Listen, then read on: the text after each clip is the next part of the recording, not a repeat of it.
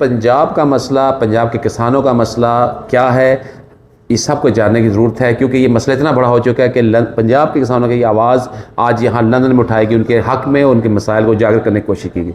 جی ہاں، آج جناب جب گورنر پنجاب سردار سلیم حیدر صاحب لندن میں تشریف لائے، ایک ریسٹورنٹ پہ ان کا ڈنر تھا، لنچ تھا، وہاں سارے صحافی موجود تھے، پیپل پارٹی کے لوگ موجود تھے، وہاں ہمارے ایک بہت ہی زبردست دبنگ صحافی ہیں جناب چودھری تبریز اورا صاحب، انہوں نے سوال اٹھایا کہ پنجاب کے صحافیوں، پنجاب کے کسانوں کے ساتھ جو کچھ ہو رہا ہے اس کے لیے آپ کیا کرنا چاہتے ہیں۔ تو ہم یہ جانتے ہیں جناب تبریز اورا صاحب سے کہ پنجاب کے کسانوں کے ساتھ ایسا کیا ہو رہا ہے۔ تو چودھری صاحب، جب آپ نے سب سے پہلا سوال یہ کیا چودھری سردار سلیم حیدر صاحب سے کہ پنجاب کے کسانوں کے حوالے سے، تو یہ کیا اس کی وجہ ہے کہ آپ نے کسی اور چیز کو نہیں ریز کیا، جبکہ ہم یہاں اوورسیز پاکستانی ہمیشہ اپنے مسائل کی بات کرتے ہیں، اور آپ نے پہلا سوال ہی پنجاب کے کسانوں کے حوالے سے کیا، ان کو کیا مسائل پیش آ رہے ہیں؟ اشرف صاحب، آپ کا بہت شکریہ، ذوالقرنین آپ کا بہت شکریہ کہ آپ لوگوں نے اس اہم ایشو پہ ٹائم نکالا اور وقت دیا اور آپ اس پہ بات کر رہے ہیں۔ اس پر میں آپ کا پنجاب کے بدحال کسانوں کی طرف سے شکریہ ادا کرتا ہوں۔ شمس صاحب، دراصل مسئلہ یہ ہے کہ حکومت کا کوئی میکنزم نہیں ہے۔ بظاہر تو وہ کہہ رہے ہیں کہ معیشت بہت آگے چلی گئی ہے، لیکن معیشت کہاں آگے چلی گئی ہے؟ اس کا حال آپ یہ دیکھ لیں کہ کسان در در کے دھکے کھا رہا ہے، اس کی جو اوسط لاگت ہے وہ بھی پوری نہیں ہو رہی۔ جو آپ کہہ لیں کہ فصلیں ہیں، جیسے آلو ہے، جیسے مٹر ہے، کدو ہے، اسی کے ساتھ دوسری فصلیں ہیں، گنا ہے، اگر کدو کی آپ بات کریں، مالٹے کی بات کریں، تو اس وقت کوئی خریدار ہی نہیں ہے۔ اور اس کی وجہ کیا ہے؟ اس کی وجہ یہ ہے کہ پاکستان کا کسی بھی فارن کنٹری کے ساتھ کوئی ایسا معاہدہ ہی نہیں ہے۔ پہلے تو یہ ہوتا تھا کہ چلے جی کوئی افغانستان کے راستے مال نکل جاتا تھا، کوئی ایران کے راستے نکل جاتا تھا۔ اب جو بتایا یہ جا رہا ہے کہ اس کے مطابق وہ بارڈر بند ہے، نہ بھارت کے ساتھ تجارت ہے، نہ ایران کے ساتھ ہے، نہ افغانستان کے ساتھ ہے۔ تو وہ جتنے بھی آپ کہہ لیں کہ وہ پروڈکٹ ہے وہ وہاں پڑی ہے، اس کی قیمت ہی کوئی نہیں ہے۔ پاکستان میں کتنی اس کی کھپت ہوگی؟ اچھا، دوسری چیز یہ ہے کہ بظاہر تو یہ باتیں کرتے رہتے ہیں۔ اب یہ گورنر صاحب کی آپ نے بات کی، یہ وفاق کے نمائندے ہیں پنجاب میں اور تگڑے، یہ ان کا اپنا بیک گراؤنڈ ہے، کاشتکار ہے یہ بھی۔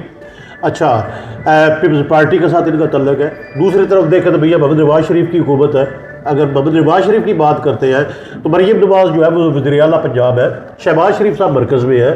حال یہ ہے کہ اب اس وقت لوگ در در کے دھکے کھا رہے ہیں، لوگ فاقوں پہ مجبور ہو گئے ہیں، لوگ خودکشیاں کرنے لگے ہیں۔ لوگوں کی جب بات کر رہا ہوں تو کاشتکاروں کی بات کر رہا ہوں، تو یہ یہاں پر انجوائے کر رہے ہیں جو وفاق کے پنجاب میں نمائندے ہیں، اور جو سی ایم پنجاب صاحب ہیں وہ اپنی بیٹے کی شادیوں کی خوشی میں مصروف ہے۔ اور نہ صرف شمس صاحب یہ، بلکہ جب گندم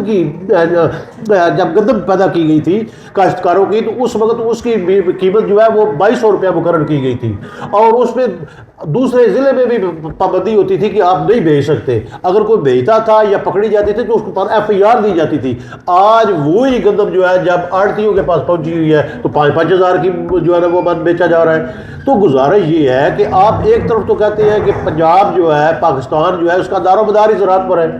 اگر زراعت کا شمس صاحب یہ حال ہے، آپ ماشاءاللہ اتنے سینئر اینکر پرسن ہیں، آپ کا ایک تجربہ ہے، آپ کی ایک ویژن ہے، آپ ورکنگ جرنلسٹ ہیں، آپ اس پہ ورک آؤٹ کرتے ہیں، آپ مجھے یہ بتائیں جس ملک کی پروڈکٹ جو ہے وہ عالمی منڈیوں تک نہ پہنچے، اس ملک کی معیشت کہاں ہوگی؟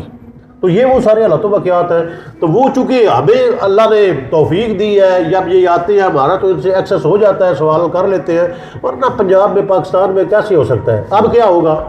اب وہ کسان بورڈ والے کسان سارے احتجاج کر رہے ہیں۔ اچھا، جب احتجاج کریں گے تو پھر ان پہ یہ مقدمے درج کریں گے۔ چلے وہ تو ہوگا سو ہوگا۔ تو ابھی جو مسئلہ ہے اس کا حل آپ کیا سمجھتے ہیں کہ کیا ہے؟ اس کا حل یہی ہے کہ یا تو یہ ہے کہ اگر آپ نے افغانستان کا بارڈر بند کرنا ہے، ایران کا کرنا ہے، بھارت کے ساتھ تجارت نہیں کرنی، تو آپ تیسری منڈی تو تلاش کریں نا۔ اگر آپ تیسری منڈی تلاش نہیں کرتے تو آج 1 ایکڑ کی جو لاگت ہے کسانوں کی وہ تقریباً 2 سے 2.5 لاکھ روپیہ ہے، ٹھیک ہے؟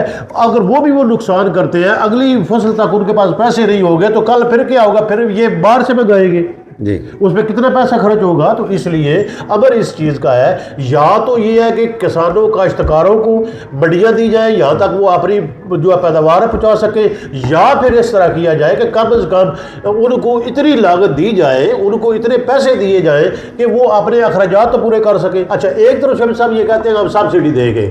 سبسڈی کا کیا مطلب ہے؟ تھوڑی سی امداد، ट्रैक्टर पे हम 2 लाख दे देते हैं जी, आप जरी जो बीज है उस पे जो है ना हम 5,000 दे देते हैं। मुझे ये बताएं, जब आपका टोटल कर ही लॉस गया है, ठीक है, 1 एकड़ में आपको 2.5 लाख का जो नुकसान हो गया है, तो वो अगर आप 10,000 या 20,000 या 100 आप रुपया देते हैं तो वो तो मजाक नहीं है।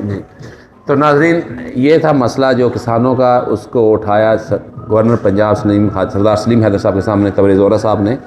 और इनका ये कहना है कि जो किसान है उसके पास जो जिनास हैं उसके लिए नई मंडियों की ज़रूरत है, क्योंकि जो पहले मंडियां थी जितनी भी, जिसमें अफ़गानिस्तान की थी, भारत की थी और ईरान की थी, आजकल हालात की वजह से वहाँ मंडियों की एक्सेस नहीं है। तो हुकूमत को चाहिए कि इन मसाइल पर गौर करे और नई मंडियाँ तलाश की जाएँ। दुनिया में बेशुमार ऐसे ममालिक हैं जहाँ इन अजनास की ज़रूरत है। इजाज़त दीजिए, अल्लाह हाफ़िज़।